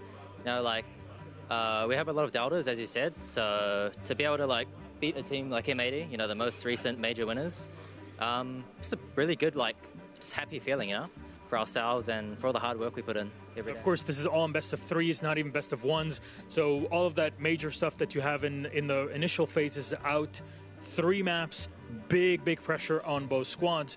And the big part of this here is you've been telling me that this is the first time you all as a team in Weibo get to boot camp and prepare. How does that enter into your preparation for teams that are this big that you'll be playing against throughout the tournament? Yeah, so in APAC, like, you know, any APAC pro knows scrimming in APAC sucks. You don't get to scrim any, you know, world championship winners. You get to scrim like Ferex and CAG. So being able to boot camp even just for like 6-7 days is just such an advantage for us and give us the opportunity to learn, scrim against the best teams. You know, when we got to the Netherlands for our boot camp, we tried to only book, you know, the best of the best. I feel like scrimming for those 7 days against, you know, good EU, Brazil, NA teams has really like prepared us for this event and propelled our level of play, even just for 1 week. So, yeah. It's clear to see in the gameplay itself. And for all the doubters out there, do you have a message to send to them at the end of today? Enjoy watching APAC win their first hammer at this event. Lifting the trophy. Can APAC do it? Can Weibo do it? Thank you very much, Turk. Congratulations on the massive win. What many would have thought near an impossible feat many years ago is now becoming a reality, and I feel as though this is a monumental victory for Weibo, for APAC. I don't want to hone in on that as much because I think that what we've seen throughout this game in particular shows that Weibo in particular are on the level where they can compete and might actually be a contender for things like main stage and beyond. Of course, I mean, we've slowly been seeing APL get better and better, but seeing Weibo not only have the best individual players, but they have the confidence, and Speakeasy was a big reason to this confidence. I mean, round 2, right out the gate, to get those 2 kills, to then give Weibo the opportunity to clutch up. Turd was amazing in the top floor position, just seeing the peak of the head to be able to close it out and go get the defuse. But a lot of that came off the back of Speakeasy, and we've seen great plays out of Weibo. Play was insane. This play specifically was insane because it radiates confidence, and that's something that we can't always say we've seen from the APL region. We're always talking about them being, you know, a little underperformed, lacking in strats, lacking in some aspect. But not only do they have great players, great strategy, but they have the confidence finally, and you could see it radiating off of it. I mean, not just the confidence, everything you said, also Gohan. I think Gohan has really played a tremendous role in this team's performance as a whole. I was speaking with him after their win, and I was asking, you know, what are the things that you're bringing onto this roster? What is your view? And he said that he's taking from each and every single region and what they do extremely well and throwing it at his players and letting them cultivate their own sort of style and play around those operators, around their ability, and just let it kind of manifest into currently what it's looking like right now. And by all means, it is looking absolutely beautiful. One thing that was always talked about was the fact that APAC were gunners, right? They were mechanically sharp, but it was always in the strategy and the adaptability where they fail, and I feel as though Gohan is now bringing that together. It's looking good. Speaking of looking good, they're on top of Group A. This is a good way of having a look at it because I couldn't be happier, couldn't be prouder. But of course, just underneath them, Team Heretics with a game in hand. This is going to be an interesting group to see the way that it pans out. I think most would have expected M80 to be topping it at the moment. Yeah, I mean, that's what we were saying when we were coming into it, that it was going to be a battle for second place. But that being said, it's the 6th Invitational. Anybody can win. Anybody can top the charts. And so far, Weibo's there. And I do believe the only team that could pass them is Heretics if they win out. So Weibo's 1 game away from securing first place. Yeah, again, it's really crazy for me this is where we're at currently. It's only the 3rd day at the 6th Invitational, but there's so many of these games, there's so many of these teams that are really showing why they're here, why they're deserving of it. And a team like Heretics, a team like Weibo could easily be the top 2 coming out of Group A. I'm excited because leaning into next week with Phase 2 and then obviously into Main Stage, anything could be a possibility. Speaking of Main Stage, there's been so many of the greatest players to, I guess, grace it over the course of all the 6 Invitationals that we've ever had, but there are 2 that really stick out. Pengu and I think a bloke named Shaiko.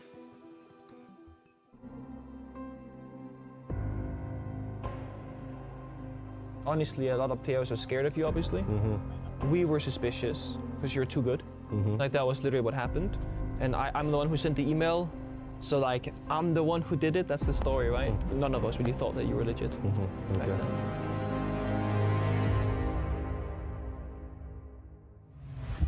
What happens when you put 2 goats in a room with a bit of heat?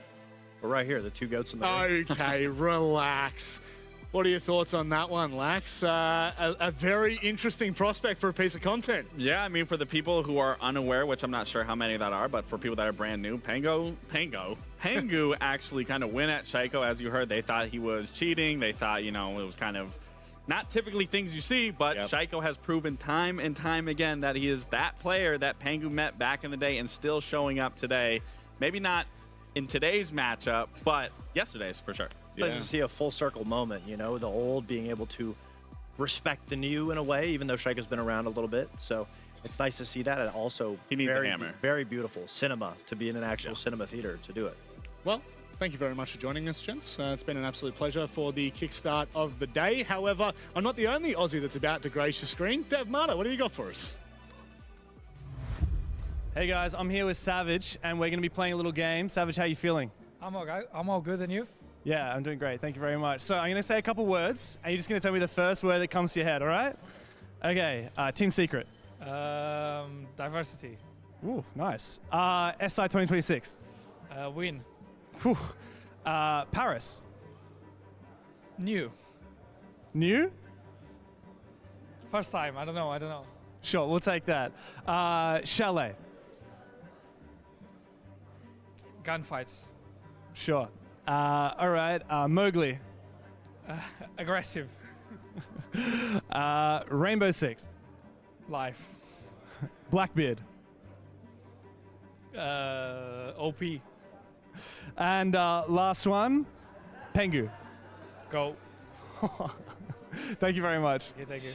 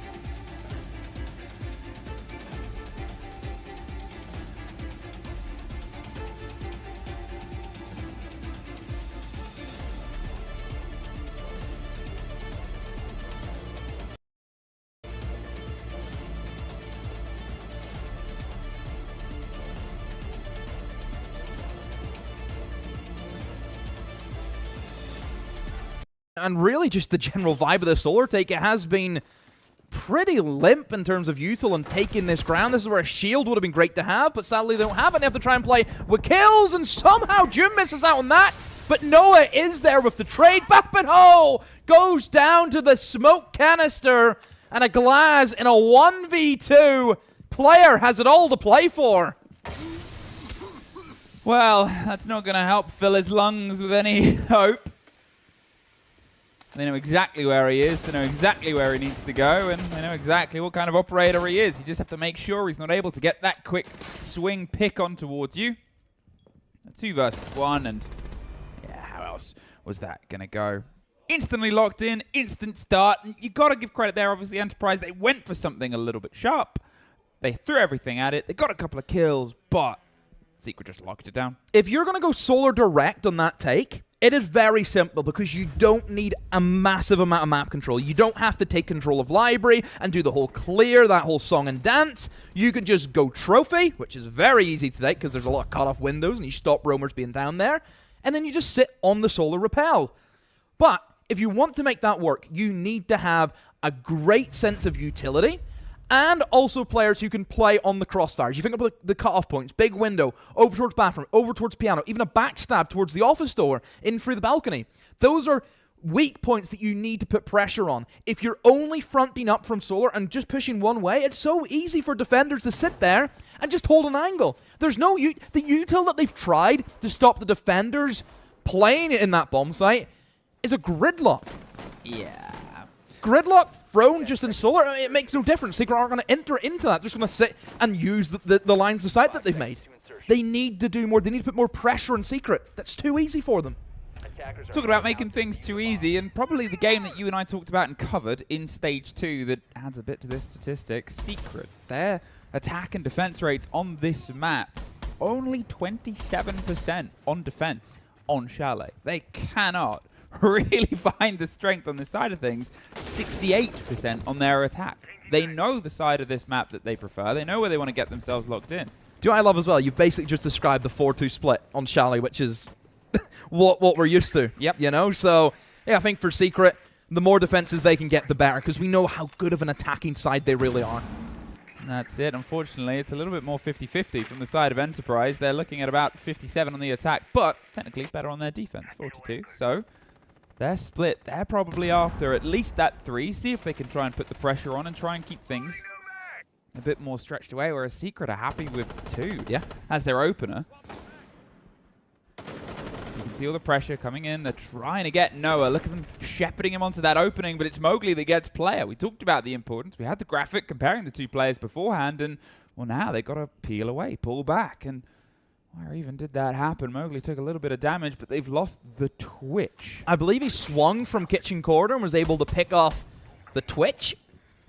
Again, I believe the Twitch was inside lobby trying to make sure nobody could go for the ace and the sledge who were attempting to open up that connector wall. But as you can see from Secret, they're not really bothered about connector wall. They still have this full hold upstairs in towards library. They found another pick in the meantime. A great drop there from Savage because he knows danger was going to be coming towards them, and it would have been those fire bolts. And yes, Secret now with a 2-man advantage. You just sit in sight, just sit in your hands, hold your angles, play your crossfires, have the trades. That's the main part of Chalet as well. It's awkward to get into. Awkward to get into those windows. There's usually more threat coming from outside the building. The traps that you can lay as you force people to cross big open chasms of space. They don't have that working for them. Instead, they're having to be a little bit under the radar, slipping their way up blue, trying to get this take from Snowmobile Stairs onto the player up top, but worried because of the cross angles. There's the first. That's Mowgli down in the basement. Or in fact, up from the basement, Bappin pushed his way up. They just missed a stock player, but they found an angle, but no, Doom and Adrian want a piece. And not even the trade out. Great network there from Secret. Yeah, again, Secret just didn't really move. They didn't need to. Enterprise, I feel they need to try and force the mistakes here from Secret. They need to try and make Secret panic, I think, on both of those rounds.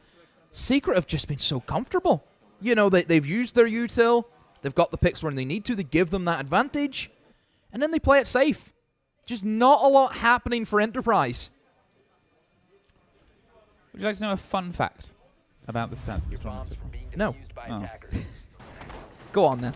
Oh, right. Now, this doesn't this may obviously include the games that have already been played today, but currently at the start of this, the EPS rating, Secret, are the only team where every single player has at least 100 in the EPS. The entire team is over that threshold. Pretty good. Just shows how well they work as a team, as a sort of 5-man strike force. These networks, these trade games, every single aspect of it comes together to create something that is, we're seeing right now from Enterprise, very tricky to find a way to dig in and start to pull players out of it. Weibo aren't a million miles away. Speakers is the only one that isn't there. But he's only 4 off 96. Can we give it to him?